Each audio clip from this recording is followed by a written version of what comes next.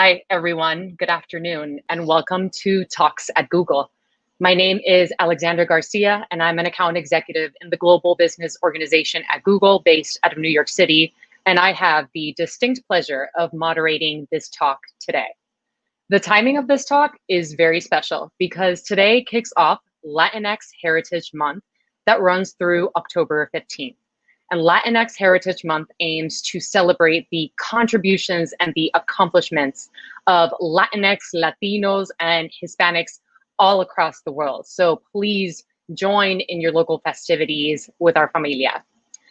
The Talks at Google today is very special because we have J.W. Cortés as our guest, and he is here to have an extremely open, honest, and vulnerable conversations about topics such as resilience, public service, and the relentless pursuit of one's purpose. Now, before I introduce JW, I know everyone is really excited. I'm going to read a short bio about him and I'm going to read it because his life is extremely inspirational and it continues to be inspiring. So I don't want to miss a beat. And I'm going to ask about 30 minutes worth of questions that we've prepared, but this is a YouTube live stream. So throughout the live stream, please feel free to drop your comments on the box below. We're going to be seeing them as we go. And the last 20 minutes of this talk is going to be taking questions from you. And those are the most valuable. And JW already said to be very honest and ask him anything. So let me jump into the bio. J.W. Cortés is a Marine combat veteran turned actor, singer, police officer, and philanthropist. Born and raised in Sunset Park, Brooklyn, to inspiring Puerto Rican parents, he developed an interest in the arts along with a strong desire to serve his community and his country. Cortés served in the United States Marine Corps for nearly 13 years, attaining the rank of gunnery sergeant, serving in Operation Enduring Freedom and Operation Iraqi Freedom. He earned multiple medals and awards during his military time. After serving in the military, JW became very interested in the arts and he embarked on an acting career. He fondly remembers one of his teachers telling him that acting, in a way, is a type of service. As an actor, JW has quite the impressive TV and film credits. He has appeared in hit shows such as Fox's Gotham, NBC's The Blacklist, and Starz' Power. Currently, J.W. Cortés actively serves as a New York State MTA police officer and dedicates a lot of his time to two causes that are near and dear to his heart, having to do with military and veteran communities and community service. He was recently appointed the president of the Rafael Ramos Foundation, and this foundation focuses on improving the relationships between communities and the police department, which is so important. Lastly, J.W. Cortés is the proud father of two boys, a lucky husband, and a loving owner of an American bulldog named Blue. That is very appropriate. So without further ado, please everyone join me in a big virtual applause and welcome J.W. Cortés. Hola, hola. Hola, cariño, ¿cómo estás? JW, I'm doing well. Thank you for asking. How are you today? I am so good, so good. I am so honored to be kicking off Hispanic Heritage Month with you fine people at Google. And I applaud you guys for inviting me of all the possible Latinos out there in the world. I'm incredibly honored. So thank you. Of course, we're honored to have you. And, you know, I know this is the normal now, but know that you have such a strong community, like chiming in. I'll probably see the numbers yesterday. So even if you don't see people, know that we're here as familia, we're here in Spinit. We're so energized. We were waiting for this. So thanks for being with us. Awesome. And I know that we want to start in a lighter note because we have some good questions to ask you, but obviously we're in a pandemic. It's been really tough times, right? I want to know, what has brought you joy these days? I think it's a great question, right? Where the world is filled with so much of that darkness that we all can't seem to escape at times. For me, I've been spending time with obviously with my family, my immediate family, and most recently we had some family move from Texas back home to us and my cousin and his beautiful wife and their three amazing little children have just reminded us of all that is beautiful in the world, and the innocence of life. And sometimes we all get caught up in what's going on here and all around us and what's being fed down our throats. But these kids just want to laugh and play. And so, yeah, it's been a lot of fun. And my cousin obviously is Puerto Rican, but his wife is Mexican. So she has been cooking us some outstanding, authentic Mexican food. So Metzli, if you're watching, please continue doing that. Familia, comida, and it's good time, right? Yes. Yeah, absolutely. So, I mean, I think it's really important to know where someone is from to understand where they are today. So you mentioned you're Puerto Rican. So tell us about, you were born in Brooklyn. Tell us about a little bit about your upbringing. Yeah. Who was J.W. Cortés as a kid? Oh, man. So as a kid, it's interesting. I grew up in a neighborhood that was like, I believed 99.9% Puerto Rican at the time. And the block I grew up on, it's going to get a little grim here for a second, but the NYPD had nicknamed my block Little Vietnam. So the level of gang violence of it was at the height of the crack and AIDS epidemic. It was a really rough, a place to grow up. But despite all of that, it was an era where on every windowsill, on every building, there was an abuela, a tia, someone that knew you, that knew your mother. I'm going to tell your mother what you were doing.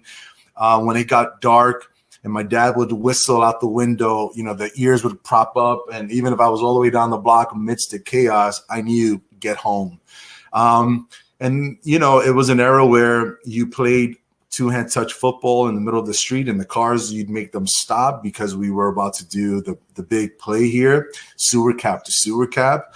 Wiffle ball tournaments felt like the World Series on any given weekend, and basketball courts, games through milk crates and all that were not uncommon. So we kept ourselves busy. But just above us, in that atmosphere, there was quite a bit of a storm brewing, and this was, again, the height of the AIDS and crack epidemic, which completely ravished my neighborhood and our community, And so I saw a lot. I must have been about 6 years old when I saw the first person get shot in front of me. But I don't want to paint it as only a bad experience. There was a lot of love there. And my parents did their absolute best to make sure that we were proud Puerto Ricans. We were responsible. We went to school. My dad worked hard, provided for us. And so despite all that, we every Saturday morning still blasted the music way too loud to clean the house, because that's how Puerto Ricans clean. For those of you out there who don't know that. But yeah, and I'm glad that I saw as much as I did, because it has informed me in a way that I don't think I would have been as informed had that not been the case. Yeah, I think hearing you, so much is starting to connect the pieces after reading your bio, that this is your upbringing, right? Like, strong sense of community in the midst of tough environments oftentimes, but something kept you really strong. So let's take a quick step then into your first big decision to join the military, the Marine Corps specifically, because I assume that some of the stuff that you saw in the streets, if you will, in Brooklyn probably led to that. So tell us a little bit more of what led you to join the military. What was your thought process? That's a really great question. So,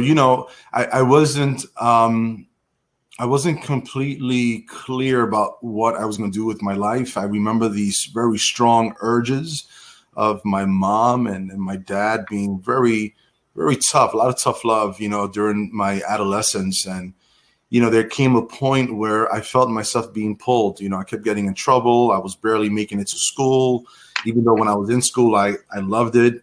And that's where the arts really started to kind of become something for me. It was an outlet. But getting to school was a bit difficult at times. And so that, plus a challenging environment to grow up in, there was another component there, and it was pulling me in such a really not a great, in a great place. And that was my older brother, who I at the time, I thought was the coolest thing walking the earth. He commanded a lot of respect from people who were very scary. And I thought that was something to aspire to. And then he became leader of one of the worst street gangs in New York City, the Latin Kings. And so I saw that and I go, wow, that's really a powerful person. You know, maybe that's what I think I want to do. But my mom and dad had other plans for me, and they made it very clear, you're not going to go down that path, you know, over our dead bodies, if I'm going to be frank. And so when the time came, I remember my dad and I, we weren't getting along too well. And as I understand now why, he said, it's either X or Y, but you will not do nothing in this household. That's not what we're doing here. So I walked into the recruiting office and I said, you don't have to sell me. His name was Sergeant Archer. You don't have to sell me. I need a one-way ticket out of here as soon as possible. And that's what happened. And I got to tell you, while I was in boot camp, a girlfriend at the time wrote me a letter. That's when they wrote letters. And she had torn out the front page of the local newspaper and sent it to me. And on the front page was my brother being indicted on very, very, very serious charges that sent him away for over a decade. So at that moment, I had the aha moment of like, I think I've made the right decision. And I always had a tremendous respect because of the stories my dad told me, him being drafted in 1967, not being able to speak the American language quite good because he had just landed from Puerto Rico. And within 2 years was being told you're being drafted not only for service, but to go fight a war in Vietnam. So he always, you know, made sure that we understood that sacrifice and said, so many of the Latinos, just like you and me, that look just like you, have made the ultimate sacrifice. So you should take pride in who you are as an American, because it's something that you have paid in blood for. And, you know, what I thought would be a quick thing, as so many Latinos and people in these inner cities think, it's a step up and to hopefully for a better life. It wound up becoming something that I absolutely loved. And I got to travel and see the world because of it and meet some of the most fascinating people I've ever met. That's really powerful. Thank you for the vulnerability in that story, because there's very similar stories, right? Latinos, African-American people that see the military as that, right? Like, let me take this step. Hopefully it's in the right direction. We also see the flip side of that, where we're constantly hearing that the US military targets specifically Latino, Latinx, and Black communities to join the armed forces. So can you tell us a little bit more? And we know this is, you know, purely your opinion and it's a safe space, but your opinion on that, right? There's a two-way street happening. So what do you think of the opinion of particularly targeting and seeking out these two communities in particular? Well, you know, I think history has shown us that many, many people who come from underprivileged and underserved communities tend to feel that this is the only way out of this environment. I come from a small town, or I come from a large city where I feel lost, and the only jobs afforded to me are those you fill in the blank, and I just feel there's another opportunity for me. But I think it's like a really it's a multi-layered onion, right? Where because of the lack of opportunities, because of the underprivileged, the underfunded, the under-resourced environments in which these people find themselves in, regardless of color, they feel this is the one way out. And for many people, it's been a successful journey, right? I'm not going to bash the military in that way. But yeah, I think there's something to be said about people who are looking for the betterment of their lives for themselves and their community and for their families, and feel this is the way to do it. The flip to that is that because of the large number of people who come from these neighborhoods who look like you and I, that also means that the probability that they will have to make that ultimate sacrifice in defense of this country is also greatly increased. So it's interesting, I think, the duality in that, you know. Mm-hmm.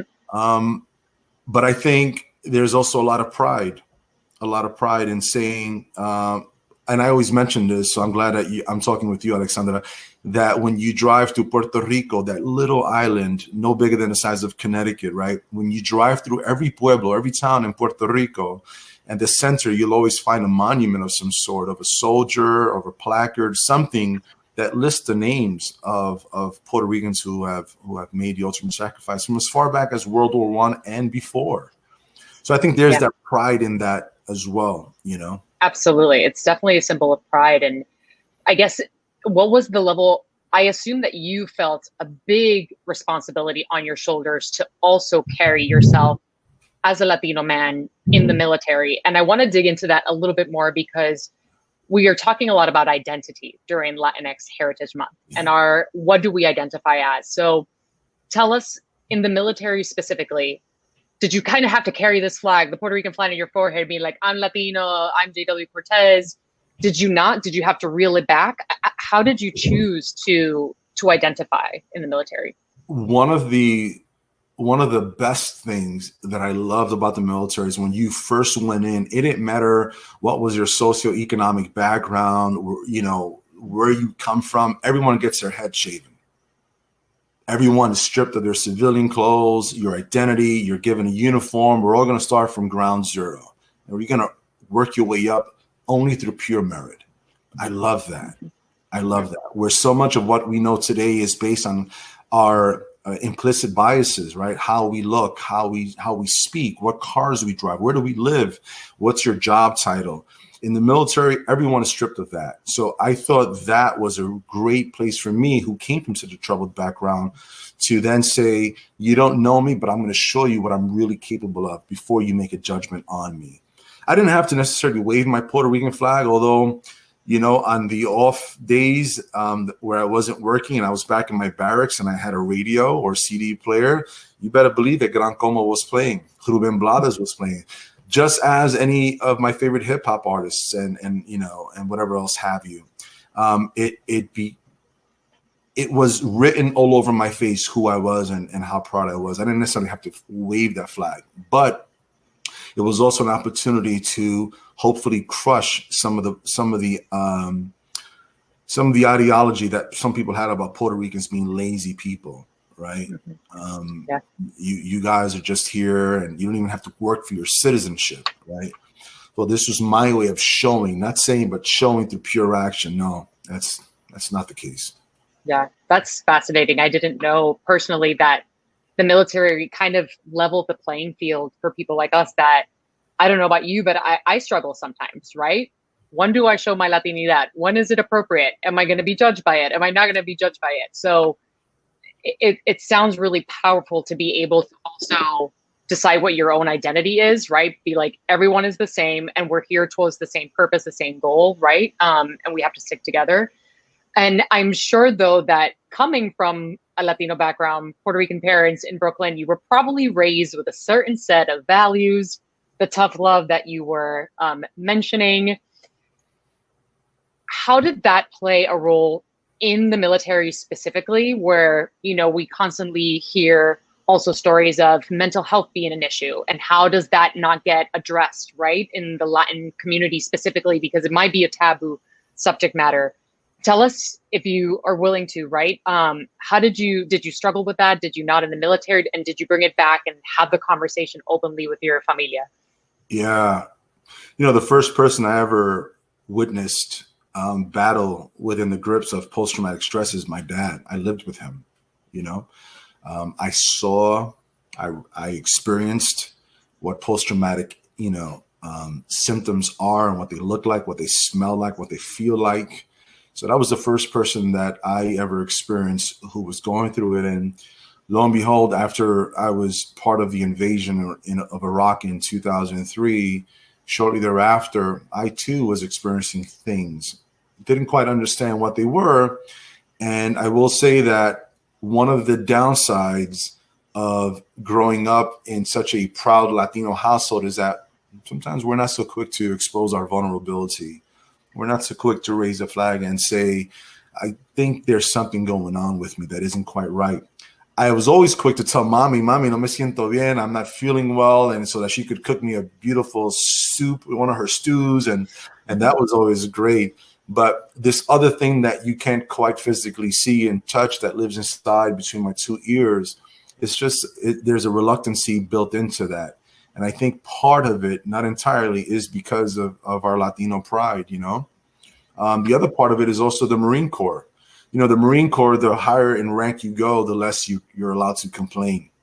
So as a gunnery sergeant, do you really think I was going to turn to my platoon of 63 U.S. Marines, combat Marines now, and tell them there's something going on with me? Probably not.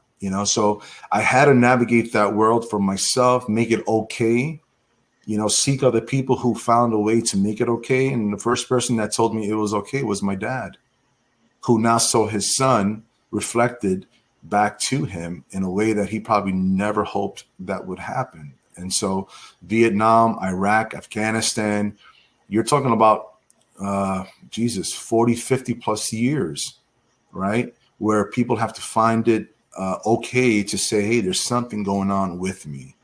I'm glad you brought this up because it matters a great deal to me, because I've lost, comrades from the Marine Corps to suicide right when we got back from Iraq.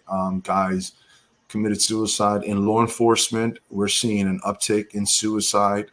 And in both of those communities, there's still a stigma that is being placed, some believe by a higher echelon, but I believe most of it is being manifested by the person experiencing it, because no one is speaking loud enough for them to hear, hey, it's okay. You're not alone. You're not as unique as you think you are in that way. And look, these are all the resources, and it's cool, man. You're still a badass. You're still this. You're still that. Look, I met this guy named J.W. Cortés who was on TV, and he was over there as well. And, he's open about it, and he's still not any less whatever, weaker for it, So I'm really glad you brought this up. It's something that we need to address. And there's a lot of wonderful organizations out there that are addressing it and providing tools for both law enforcement and our military community. And at the end of the day, if it means coming onto Google and exposing my absolute truth, then it's so worth it if it means that we're saving a life. Absolutely. I strongly believe that any conversation is a conversation that is powerful, right? It doesn't matter if it's just you and me talking right now, or whether there's 20 people listening. Right. That's how change happens. Yeah. Do you feel like your fellow comrades, whether, veterans or in the police department, are your first go-to to talk about that, right? To just like kind of peel that or open up that first door? Because I also think maybe someone like, your family is scared and maybe not equipped to handle those conversations. Or do you feel like it's not about that? It's just about listening? That's great. That's another really great question. So let's tackle the military side of it. I think we have seen, right? We have seen through the power of film, power of television, through research that's available online, through these YouTube videos and similar conversations, TED Talks, you name it, every platform available to us to receive this information about what post-traumatic stress is. In the military community is widely available. It's a lot more acceptable, a lot more spoken about. I think we've made some strides there. I would say tremendous. Since I got home in 2003 to now, I find it easier to talk about it. And I find that there are more veterans who are just a bit more open about it. Say, hey, man, yeah, I'm going through this and this is what I've done. In law enforcement, we're not quite there yet. In law enforcement, there's a belief that if you say there's something wrong with you, you're going to get rubber gunned, meaning they're going to strip you away of your gun and shield, and you're going to be placed behind a desk. You're going to be looked upon as weak. You're going to be looked upon as not trustworthy. These are all of the makings of what makes you a police officer, right? You want to be all of those things. And to then put yourself in a situation where you're going to be looked upon, again, all self-imposed, all in our own minds. In that way, some people are very reluctant still today. And so, look, last year in New York City, I believe the number I'm hoping is lower, but I believe it was 19 police officers took their own lives with their own weapons, actively serving cops, and it just ripples across throughout the United States. And there's an interesting statistic. I'm paraphrasing here, but there are two numbers, and it shows, I'll say the numbers like 50 versus 400. And, the number the number, the number of 50, people will say, oh, that's the number of suicides, and 400 is the number of cops that are killed by some felonious act against them. And it's the opposite, right? More cops are taking their own lives and they are losing them in the course of their duties. So something's got to be done. Something's got to be done. Yeah, absolutely. And what's that fine line between, like you said, the narrative in your head and what that is based on, right? Is it based on observations? Is it based because the system was built this way? And how do you find the right ways? It's a long process, but it needs to have one sort of step in the right direction. And it's definitely something that we can do. I mean, it's not an unsolvable thing. We're dealing with the human psyche, so obviously there's something to do to say about that. But the establishing and then the widespread messaging that help is available. You can do it anonymously. You can speak to someone. There is a designated person at your command, your precinct, your district, that is specifically there with the tools necessary and the training to say, come inside. Exactly. Exactly. I'm listening. Thank you for sharing that. I think it's eye-opening to a lot of us to understand, what goes behind those doors. We're going to make a pivot, if you will, your crossover. How Ricky Martin did the crossover from like Spanish to English at the Grammys. We're going to talk about the J.W. Cortés crossover from the military to your acting career. Yes. Because that's fascinating and not a lot of actors come with your background. So why were you curious about that? What led you to suddenly say, I want to become an actor? I'm still asking myself that. I got my first real acting bug in high school in a musical called The Wiz.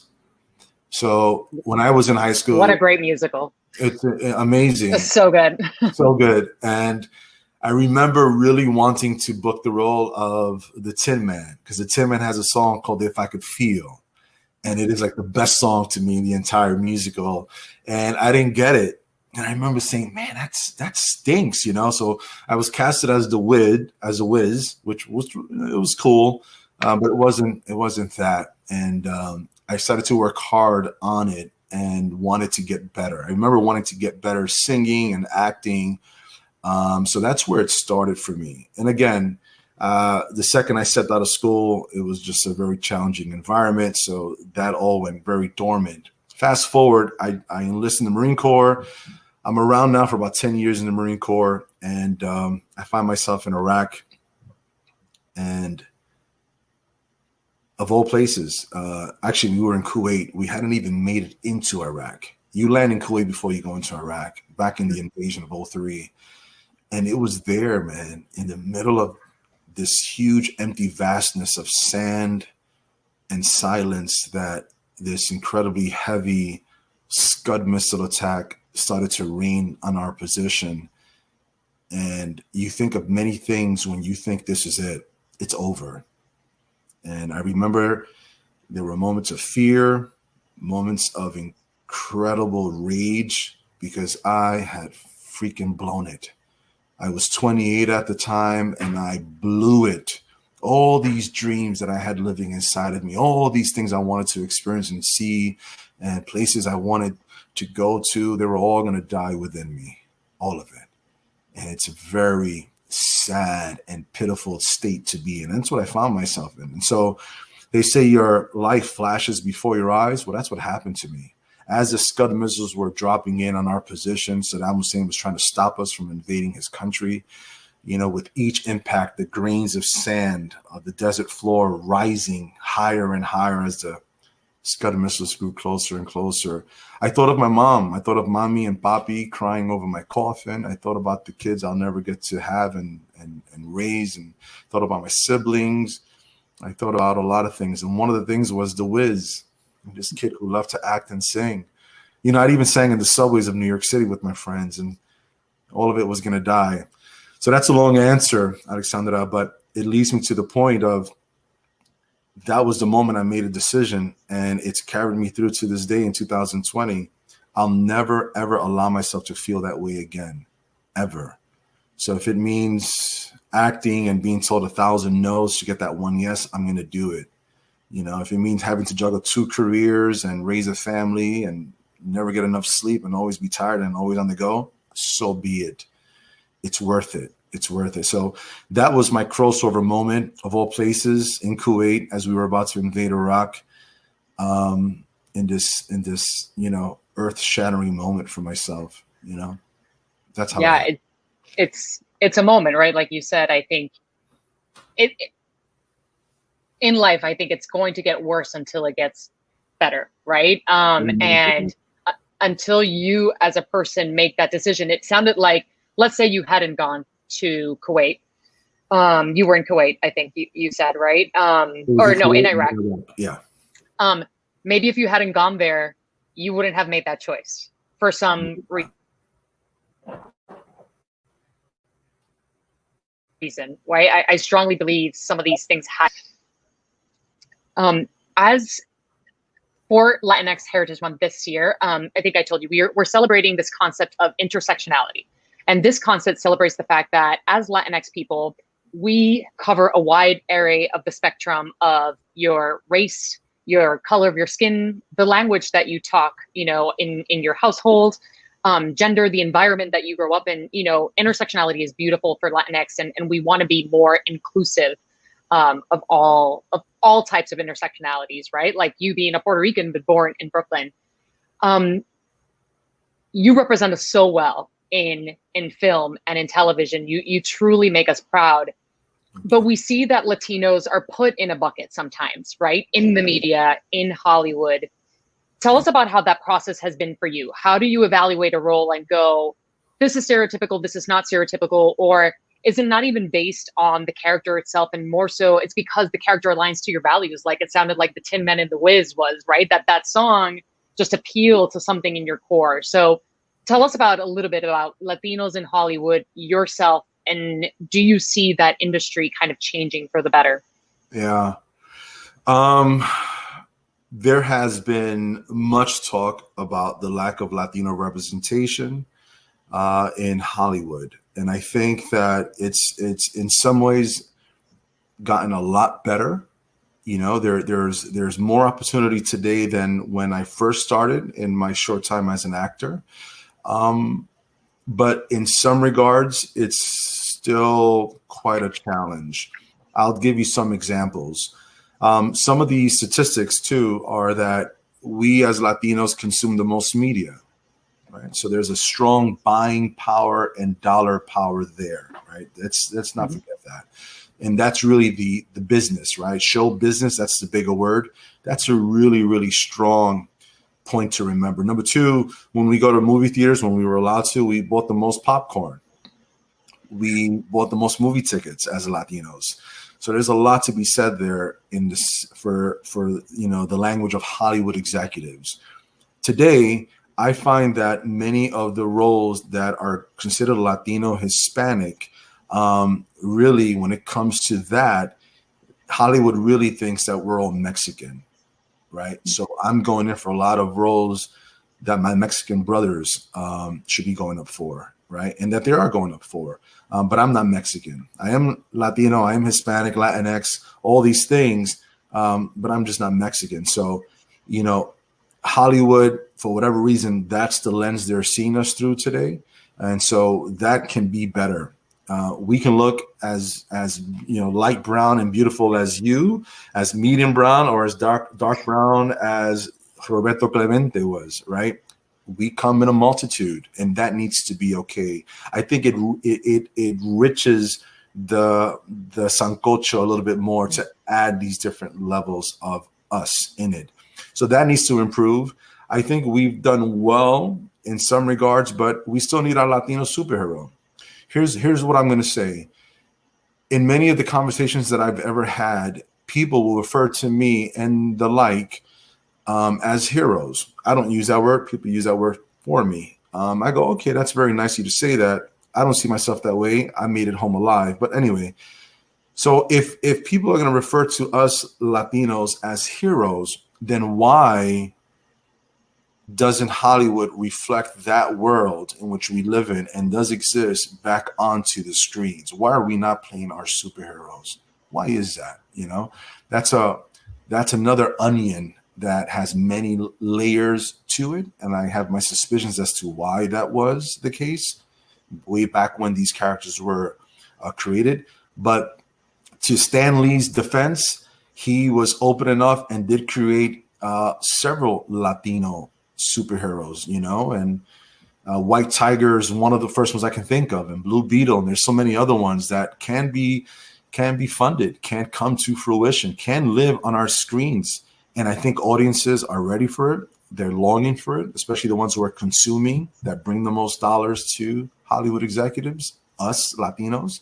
I think we're open to that. We're ready for that. And I think there's a very real need for that. If we're the fastest demographic turning 18, that means that that's that many more people who are ready to see themselves reflected in a beautiful and powerful way, just like Black Panther was, you know, rest in peace, you know. Yeah, absolutely. It's the stories are there, right? And they are so rich. They're just not coming at the table of, you know, a movie studio, right? And getting read by the right people that have diversity in mind, right? That have equity and inclusive practices.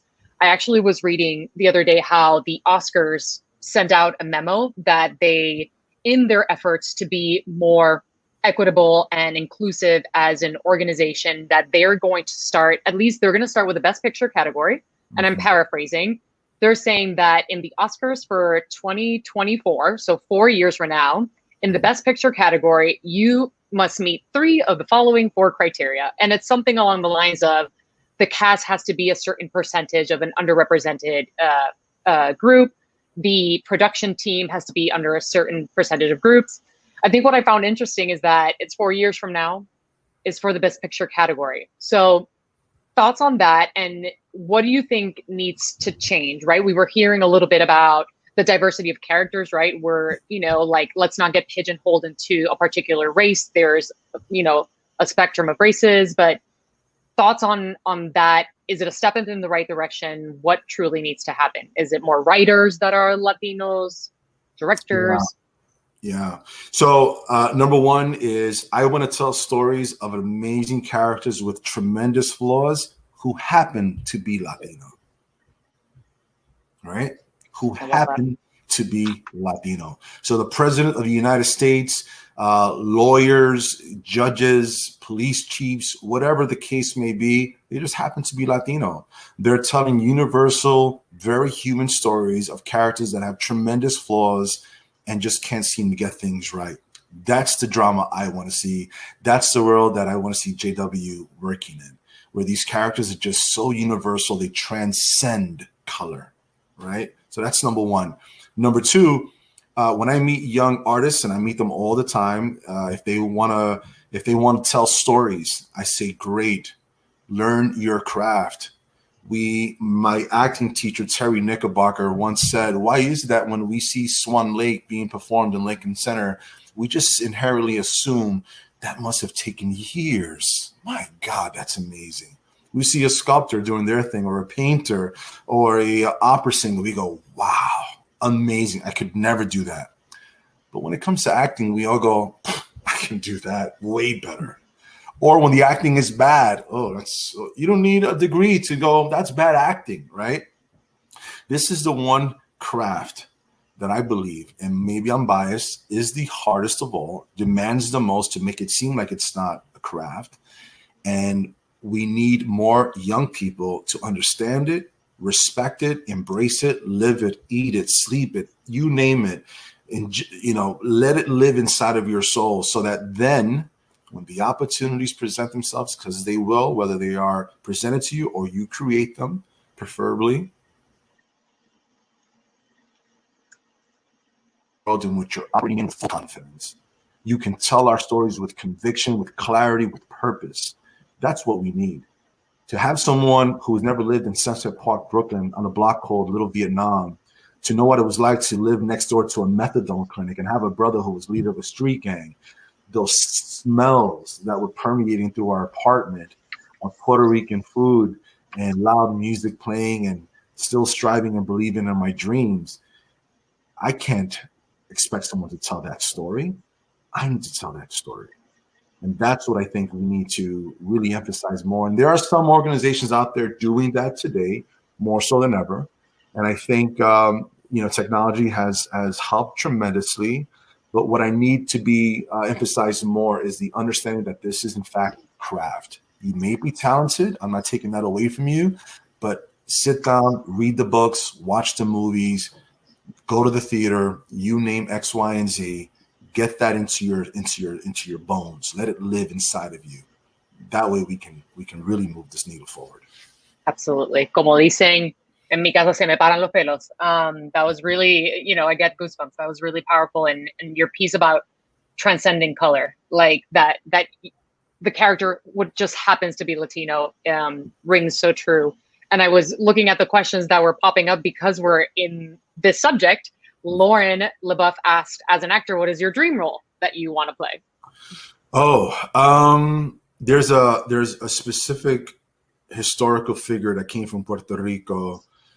His name is Don Pedro Albizu Campos. And he is, for some, he's a hero. And for others, he was a very controversial figure. For the sake of drama, it's a great story. There's so many layers to this story. It needs to be told.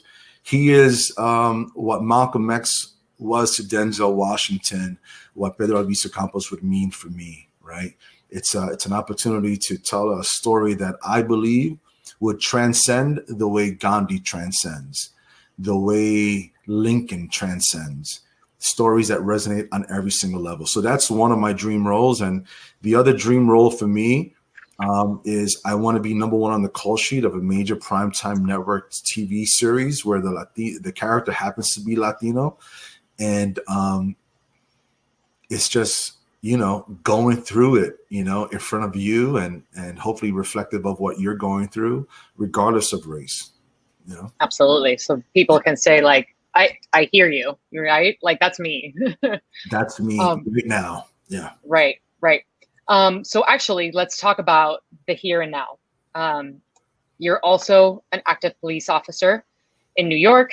And obviously in our country right now, it might or might not be the best to have that blue uniform, right? For different reasons. And we're not putting judgment on either side, but there's a lot of focus on police officers and racial injustice. So let us know what you're seeing. I think it's really valuable for us that are not in police enforcement to know what's going on in the ground right now, other than what we're seeing in the media, right? The media is completely biased no matter what media outlet you are consuming. So we just want to hear your observations as JW and where you serve as well, right? Because it varies in different locations about what you're seeing from your colleagues and what you're seeing from your community, because I know you're deeply embedded in the community. Yeah, this is what I've been waiting to talk about. I'm someone I've been, for the viewers, I've been what we say on the job for almost 17 years now, and I've worked throughout all of New York City, and I've seen my fair share of things. I'll leave it there. Recently, I became president of the Detective Rafael Ramos Foundation. Now, for those who do not know or may not remember that name, I guarantee you remember his face and his partner's face. Ramos and Lou, his partner Wenji and Lou, were sitting in their patrol car in Brooklyn on December 20th, 2014, when a maniac, someone filled with pure hate and evil in his heart, decided he was going to shoot two cops. And he did. And he executed Ramos and Lou on December 20th, 5 days before Christmas, simply for the uniform that they wore. That coward eventually took his own life. That foundation, the widow who started that foundation in memory of her husband, her name is Maritza Ramos. Maritza Ramos could have very easily condemned that neighborhood, the likes of that person. She could have blamed a lot of people. The list could have been endless as to who and why they took her husband. Remember, this was at the height of the 2014 Black Lives Matter movement as well. So she could have very easily said, because of this and that, it cost me my husband and the father of my two sons. He did not do that. She set such a beautiful example about what true love, resiliency, and action really look like. She said, I'm going to embrace this community. I'm going to make sure that people know that my husband was a man of love. He was a man of God, and he would have wanted us to come together, not be divisive. And we don't, to this day, we still don't do any political stuff. We don't Democrat, Republican, this, that. We don't do any of that. We say we come at you with love. We come here to hug and nurture and support our youth. We think that's a critical juncture in their lives, and they need our support. They need to be reminded that if you're the victim of a crime, mind you, that some of these children that we work with come from the most troubled and underserved parts of Brooklyn, Bed-Stuy, Brownsville, Flatbush. For those of you who know those areas, they've been in the news a lot lately because the level of gun violence is at an almost all-time high, up 60%. Every weekend, you have 30, 40, 50 people being shot, kids included, most recently a 1-year-old. For these kids who are innocent and who are stuck in these apartments because their parents are afraid, for them to say, I'm afraid to call the cops, it's heartbreaking to me. It is heartbreaking. And so if I have this platform as president to further strengthen Maritza's Foundation's namesake and our mission, then that's my purpose here for the rest of my time as president and while I'm on this earth. What am I seeing? I'm seeing a city that's completely divided. I was here during 9/11 when we came together. I responded to the towers. But today I'm seeing a city that's completely divided. People with very, very strong opinions for both sides. People demanding defunding of the police, reforming of the police, people blaming the police for a lot of the problems that we're having here in the city. And then I'm also seeing cops who are completely shut off. They're cold. Their hearts are growing cold. Some cops are feeling post-traumatic stress. Some cops are feeling a little bit hopeless. They want to do the job. That's what they signed up for. They're willing to give their lives for complete strangers. Think about that statement. Even me, J.W. Cortés, the father of Jaden and Jonah, who I love so much, have to be okay with the fact that if I need to run into a building, I have to be okay with giving my life to this person, whether they like me or not. And that Jaden and Jonah, that's just part of the deal. So my comrades still believe in that. They want to do that. They don't feel supported by the local governments. Sometimes their departments don't always express that they have their backs, whether they do or not, or they don't. And they're looking for real leadership to say, hey, you guys are not all bad. We believe in the work you're doing. There's a young person right now that is calling 911 that really wants you to show up and to be empathetic and to help them. And the cops who are doing a good job, every once in a while, we want that light shined upon us. We want that. We want people to know, look, we're here for you.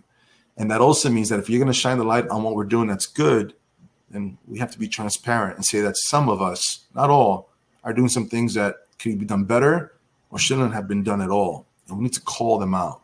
And we need to stand with people when they say what happened to George Floyd shouldn't have happened, regardless of who George Floyd was as a person.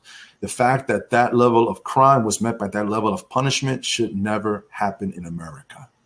And so if we're going to be transparent, then let's be transparent, because I think if we are open to it, we can learn things from one another. We can come back together. We can speak to one another instead of yelling, and we can come out with real actionable solutions and programs and things to make us better and safer. My mother used to always say, lo que yo quiero es paz en mi casa. All I want is peace in my home, and that's what I think we all want in our city again. We want to feel a sense of peace and normalcy, and it's tough. Yeah, you're right. That's what connects all of us, right? I think we're leading with, here are all of our differences.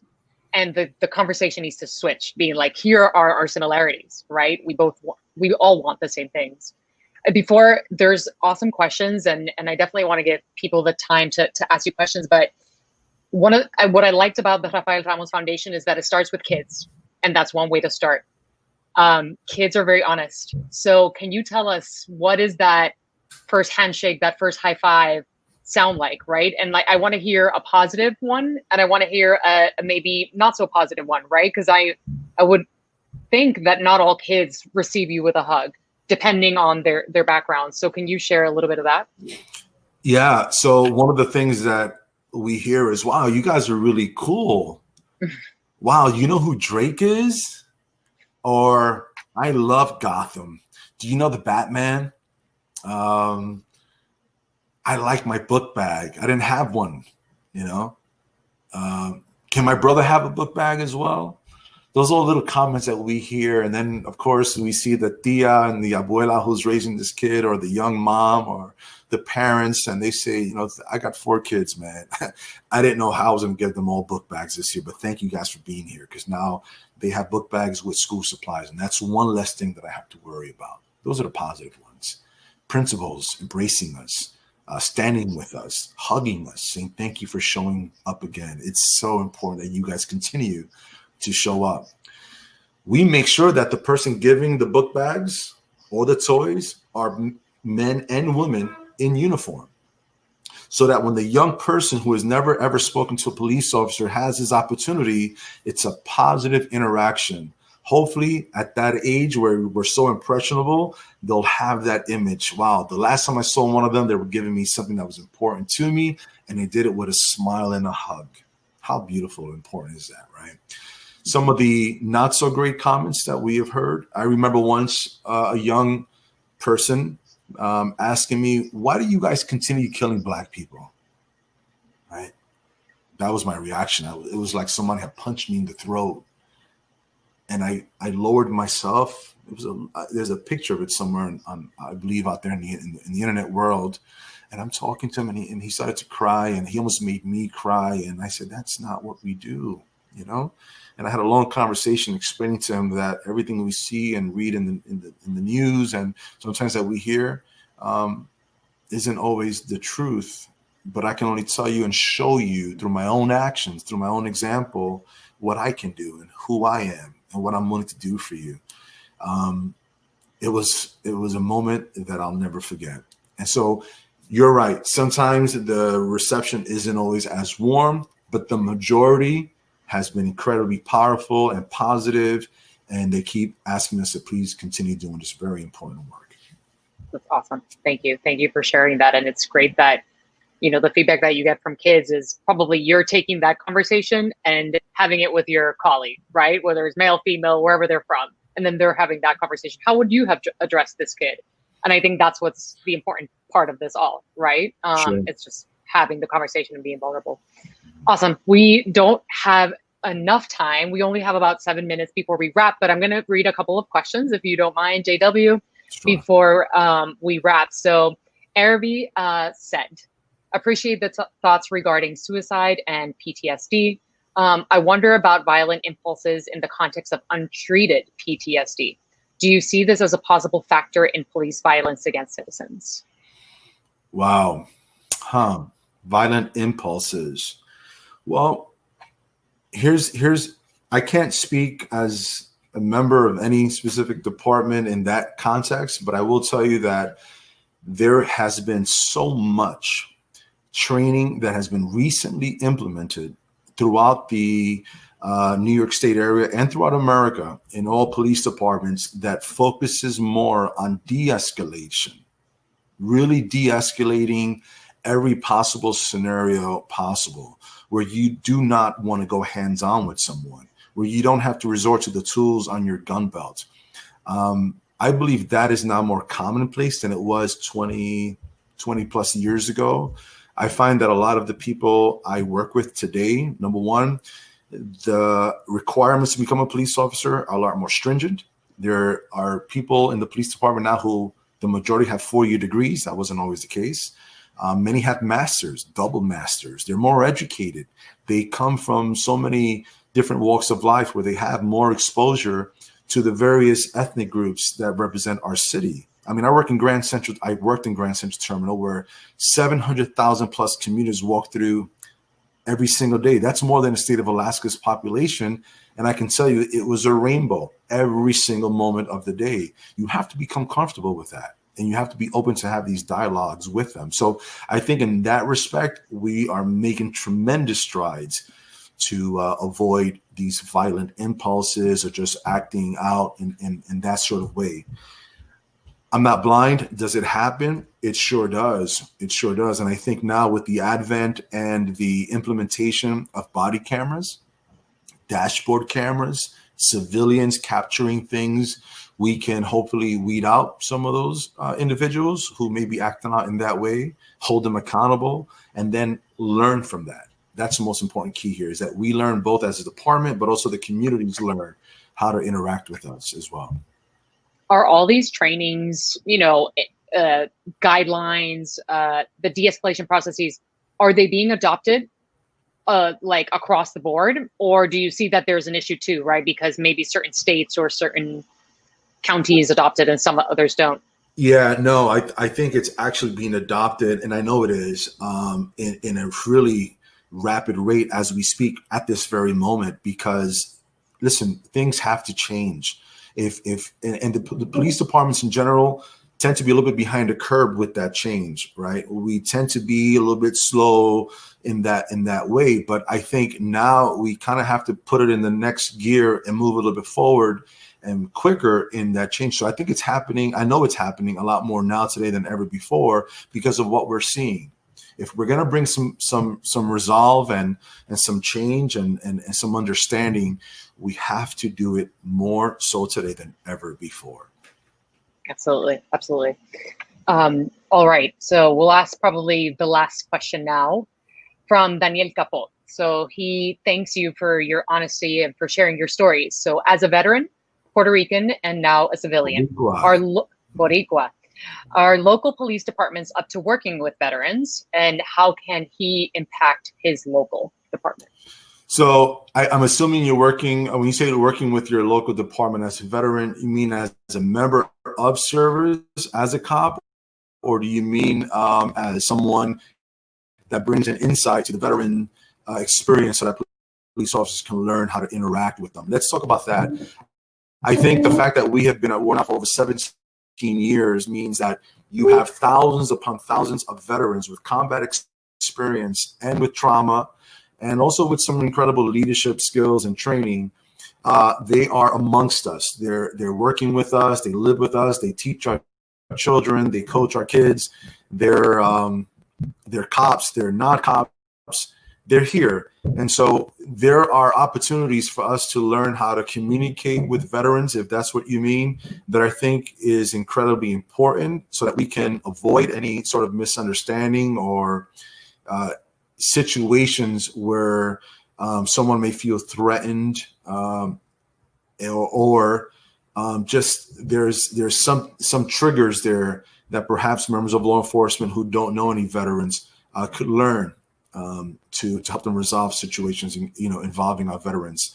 There's a huge epidemic involving veterans and homelessness, and cops are often called to those calls, and we can learn to do a much better job with how we deal with those veterans and how we can afford them the right help. W, sorry about that. I dropped suddenly, but I'm here.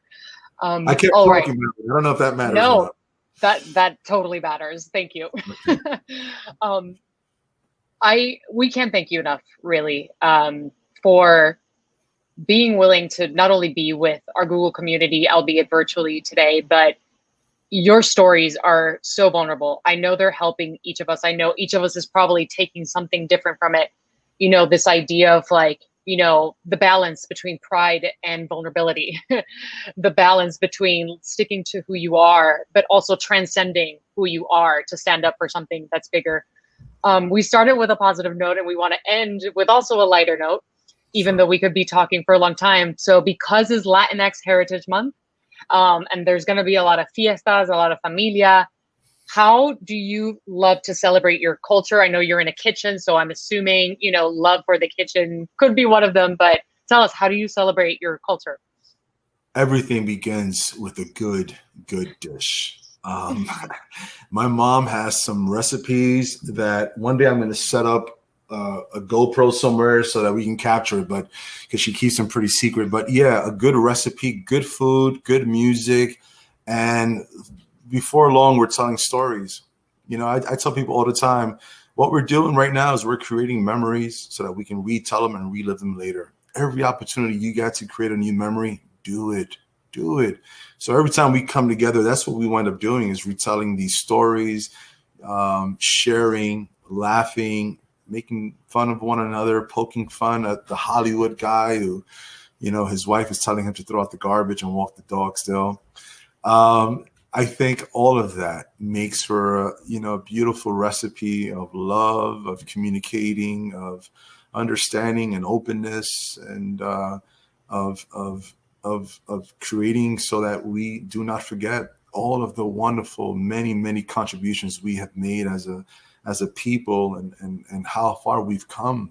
Jesus, how far have we come?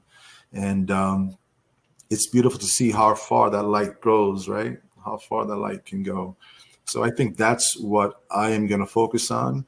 I tend to usually grace some sort of stage down in DC for Hispanic Heritage Month at some big fiesta. This year we won't be doing that, but we definitely will come together as a familia. Well, I would beg to say that we created today a nice memory. So Beautiful memory. gracias de todo corazón on behalf of our familia at Google and beyond that. Thank you for representing us with power, with so much grace, and with so much vulnerability. We need it now more than ever. So, JW, es un placer. Thank you so much. Thank you, dear. Take care, everyone. Sí. Thank you, guys.